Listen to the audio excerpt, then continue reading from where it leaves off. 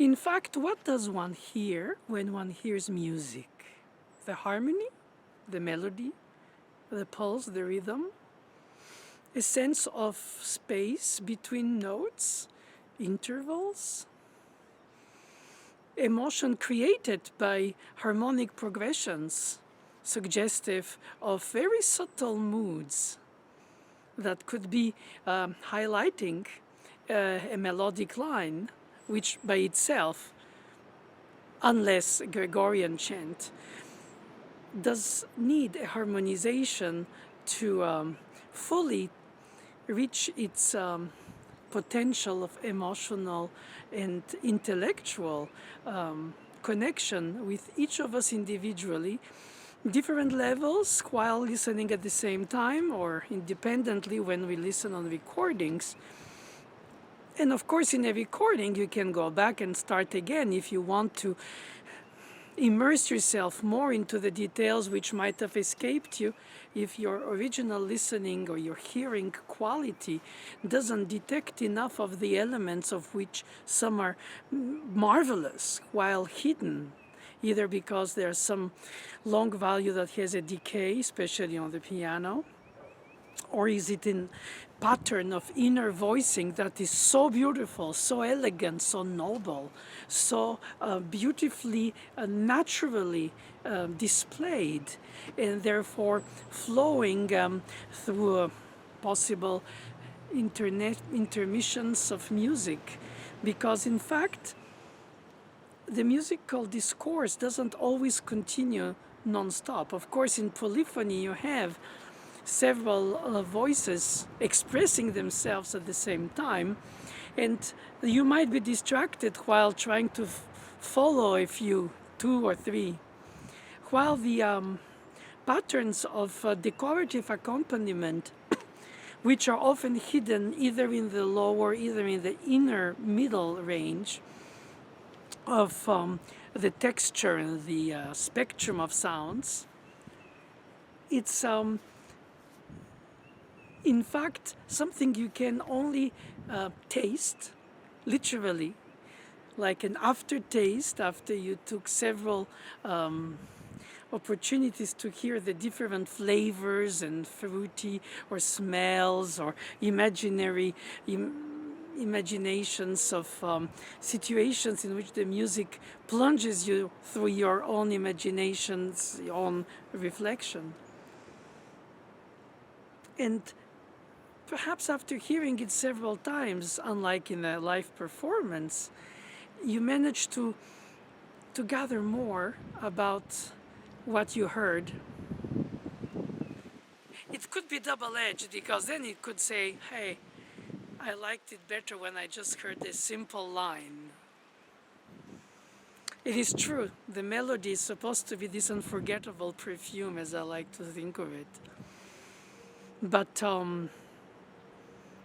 the harmony, if this analogy is real, then it would be the body, the face, the expression, the soulful emanation of a personality, the charisma. And in a way, the flesh and blood of music is the harmony or the complexity of the inner voicings, regardless if they are modal, tonal, post-tonal. There is a richness of delay realizations of suspensions or delay expressions of melodic lines, which in a way mirror the pure melodic line that expresses the song of the storytelling, if they were. And I just speak here without lyrics, of course. So I don't know. I think that if every performance could be dubbed or tripled in the performance live, then it might be also a bit more disturbing, because in fact the performer, in case of a pianist, wouldn't play it the same way for the details. The shades, the voicings, the phrasings, the pedaling, the changing of pedal harmonically in order to avoid blur, nor dry interruptions of the harmonic progressions when the fingers can't hold enough of notes in order to proceed without interruption to the next harmonic melodization. And then it depends of the stretch, it depends of the disposition, the capacity of the pianist to use melodically the substitutions in the fingerings. All these things seem, when said like this, I realize it by hearing it said by myself, they sound very theoretical, very pragmatic. Probably they happen in practicing, but I think that in performing, the published music ceases to be objective and becomes profoundly subjective. It becomes the unbelievable, beautiful moment where ephemerally the music is yours while you play it for the others, or at least through your own vibration to this or that element of it, which inevitably then highlights differently the texture than another time by yourself, let less by somebody else. Then tempi, then phrasing, then articulation come in mind. But mostly the performance of a pianist of a given score is filtered by their hearing, their capacity to organize with the brain and the fingertips this instantaneous spark that creates musical gesture that involves a statement as basic as the harmonic tension release in the tonal system suggests in its harmonic coating, like Chopin's left hands, usually written as for two, because in fact he has a melodic bass line that pedal cannot hold fully because of the blur of the harmonizations, arpeggiated or chordal. And if you can play the left hand with two hands, then you play the full body and soul of the Chopin's texture, while the melody, 99% of the time in the right hand, is the aria. But we don't have three hands. We have a pedal, but the melodic pedal and the harmonic pedal in Chopin cannot be confused, because the essence of a melody is to have step motions, which involve inevitably minor or major seconds. If it has thirds, it becomes an arpeggio. So it's a harmonic melodization, but the melody by itself is with beautifully expressive leaps for emotional effect, mostly outside of that step motion, and therefore the pedal keeps the passing tones as well as the real tones.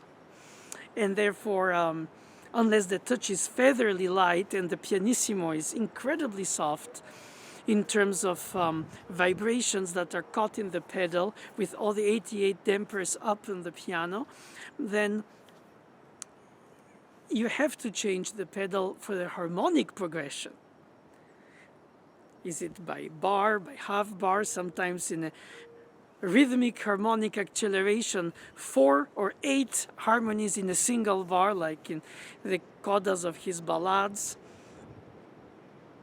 But nevertheless, you have to have an awareness of the harmonic progression, the bass line melodically speaking, and of course the melody, which is the attractive diva of the performance. And so quick shiftings in the left hand, dividing the two parts of the left hand into a single hand, being able to play independently the two parts, the harmonization and the melodic bass.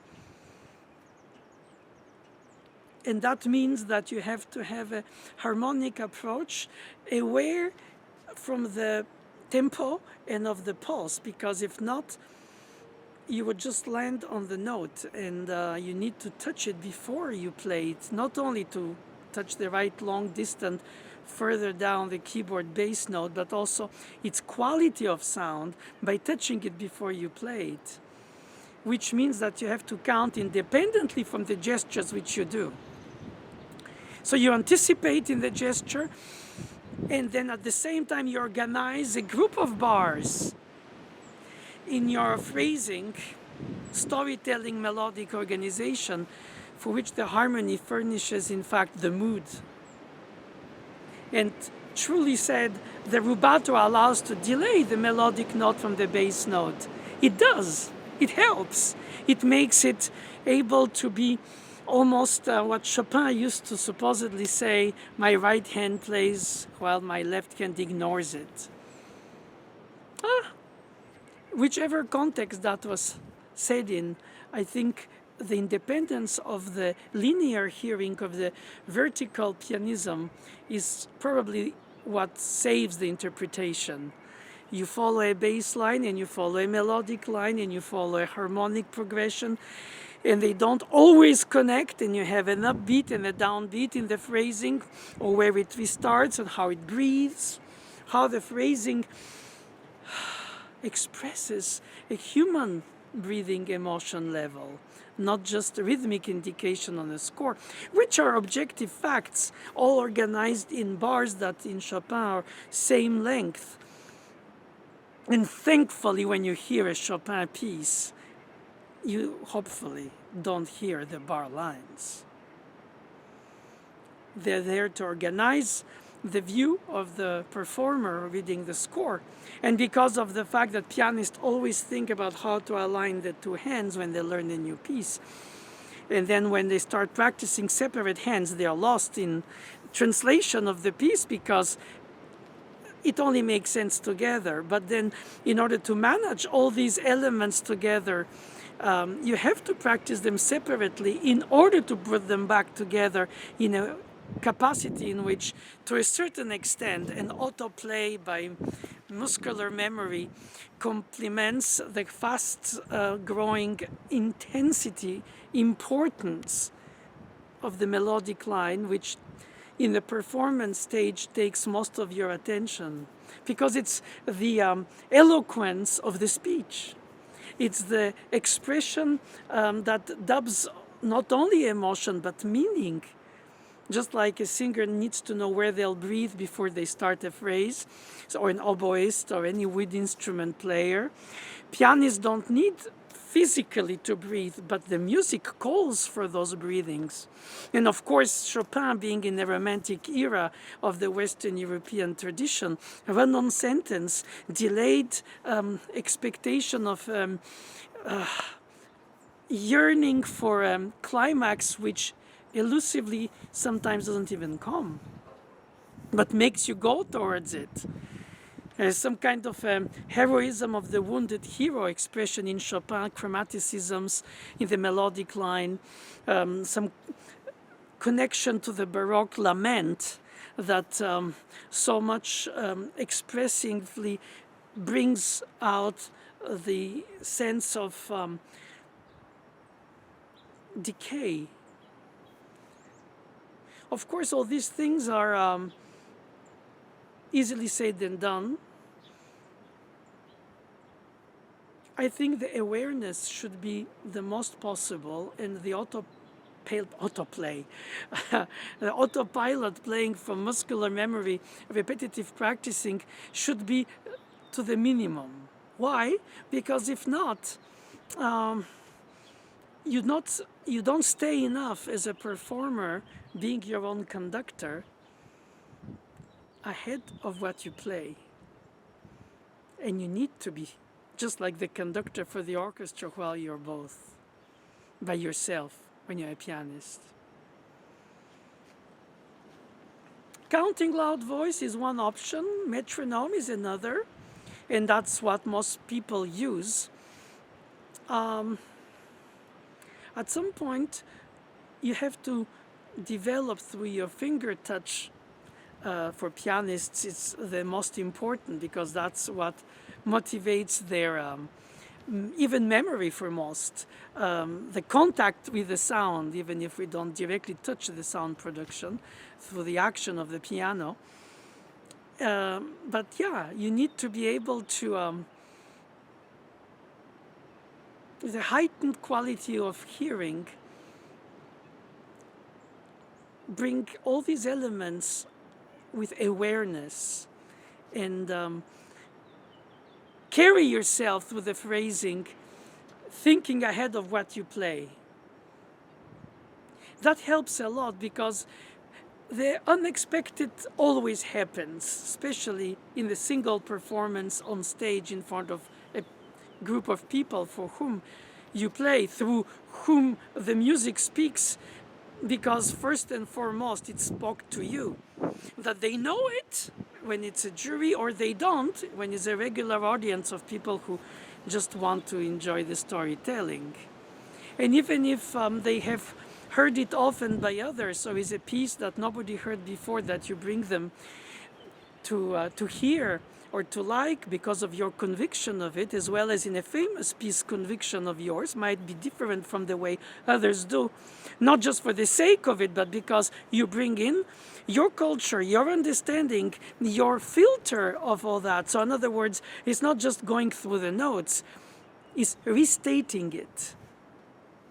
And you want to convince through what it means to you, and therefore between you as a performer and the piece there should be such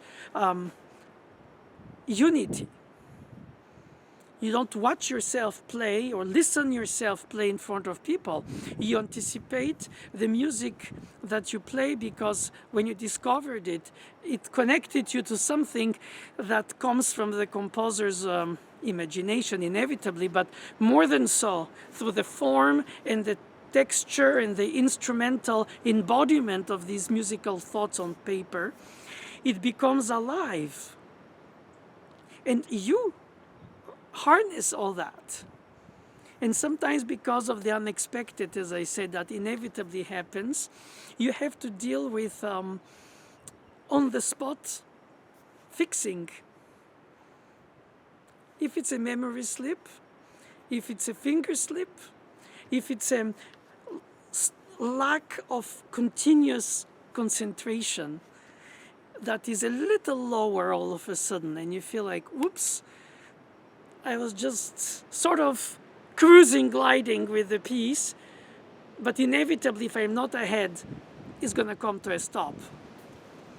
Either because of distraction, either because of lack of concentration, or because you feel stage fright. That happens to many.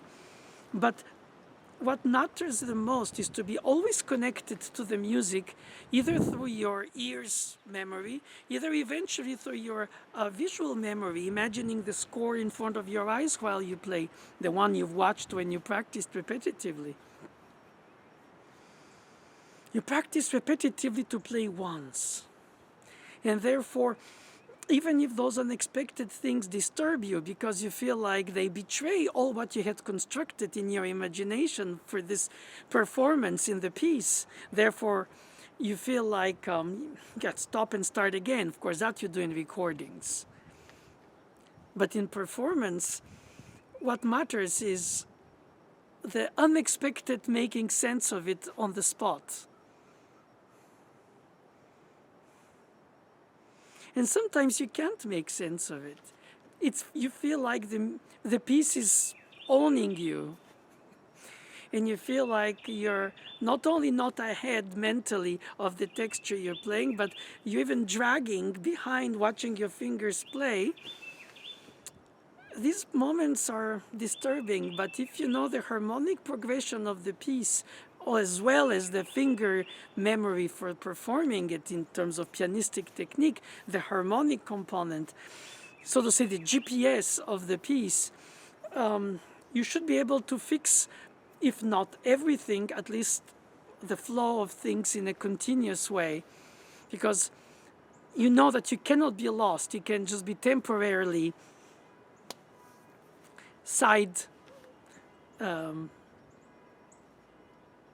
moving to a side and trying to go back to the main road. So and then becomes a rubato that was perhaps not planned, a ritenuto that was not there to be aesthetically or planned in terms of the structure of the melodic line or the phrasing or the rhythmic organization, the pulse, the harmonic coating, all these elements. All of a sudden, people might think, all this is not very natural in the flow, it's mannered. But in fact, sometimes it's the consequence of saving a situation where there was a just glitch moment of rupture of intensity of your concentration. And with age, you realize that if you cannot fully avoid such situations, you can at least survive the unexpected moment by not stopping. And that is because you know your grammar and you can change an adjective, so to say, in an analogy with syntax, or you can delay the verb until you find where you are supposed to go. Naturally, such situations cannot be planned unless, no, they can't. I mean, you cannot try and play in front of people until you failed in each section, and therefore then at the end you have crossed every dot and you feel like nothing can happen wrong to me unless there is still one section where I might be vulnerable or wounded by it. I was trying to find which word to use with a V or W. As a teacher, I find it essential to bring the student to have a complete control of themselves through, in fact, the most reassuring and reliable fingerings. If that helps their individual, of course, morphology, to have ergonomic fingerings which allow them to go through the section even when they get a little bit with a finger slip. They still know where the finger goes. Self-search is the right key, so to say.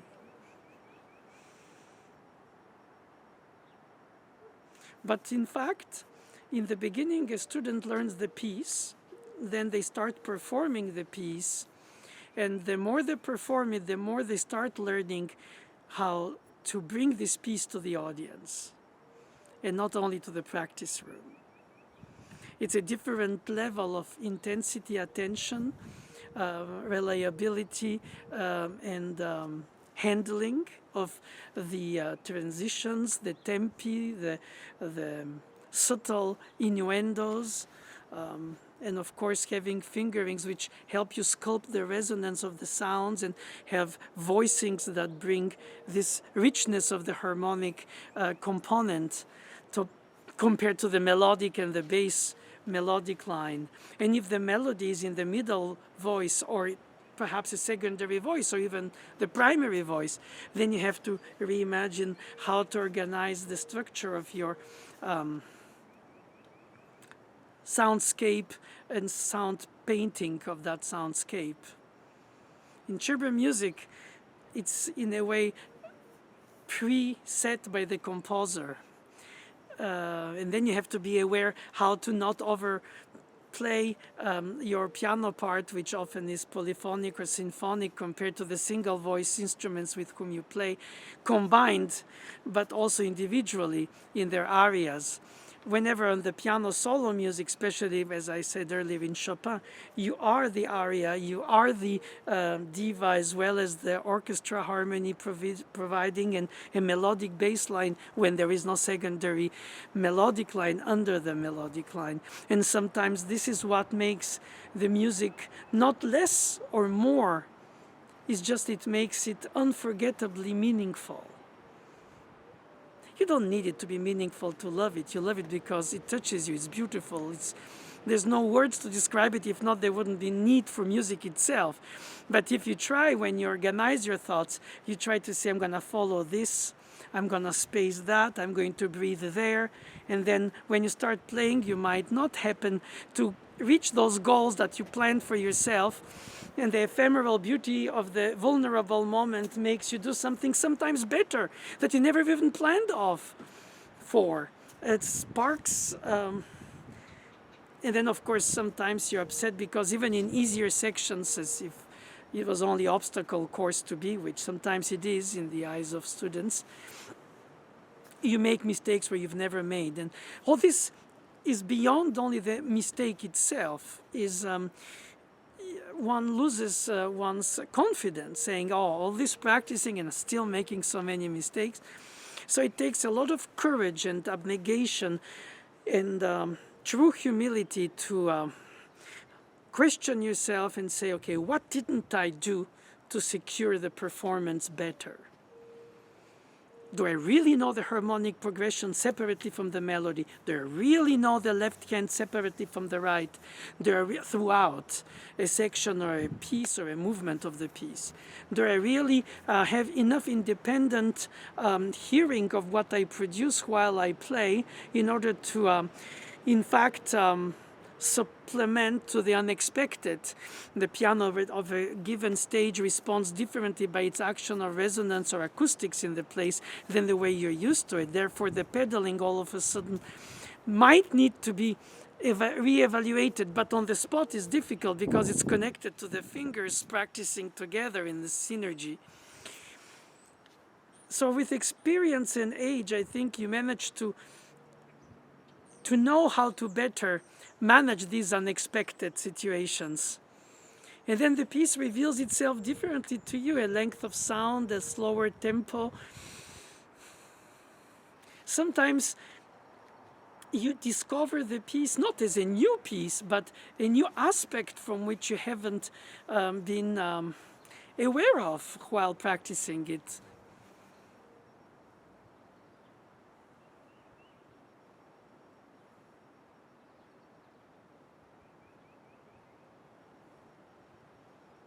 If only the experience makes things better, then you don't need to teach the students. They can just gather this experience by themselves, stumbling on different sections through the same piece in front of different audiences until they feel confident enough that nothing can happen wrong. And sometimes fear itself. But sometimes confidence can be overconfident. Some good fingerings or solid ones or trusted ones help you to organize the unexpected.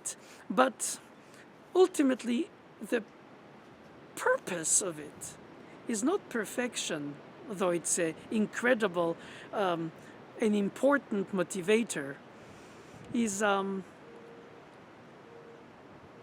bring in unison to the audience your musical mirroring of the piece's meaning to you, to them. So it's no more you, it's no more the piece, is how the piece comes alive on its own with your help, as it did for people before, on acoustics differently, in a different instrumentarium, and all this doesn't matter on the moment where you play it. It's not music of the past, it's not music of modernity. The modernity of the past escapes you in the audacity, which seems not so much compared to what you've heard since in terms of stylistic advancement of the time. But in the moment of the performance of a Chopin piece, it's the now, it's not the before. It's not when you practiced it, it's not how your teachers' generations or your predecessors performing it did. That you know how differently they could have been serving it as you do today with the availability of recordings, or not in the past as it was in my generation, or for instance, the musicians we play themselves. Their own awareness of the music of their own past was so limited. The availability, the traveling, the accessibility, and the shortness of life for most of the composers we play. So the awareness of a universality of the musical history of stylistic evolution and tonal system and its modal aspects and all these things probably didn't really reach the level of reflection of composers of the past whom we play, who left us his most beautiful pieces, but who most of it every day probably just worked to survive the day. with the means of the day and the expressions of musical expressions, of the day. And today we capture it in some kind of awareness of a stylistic past, but in our present. For our audience, for our hearing, for our capacity to connect through this hearing, our emotional, psychological connection to this.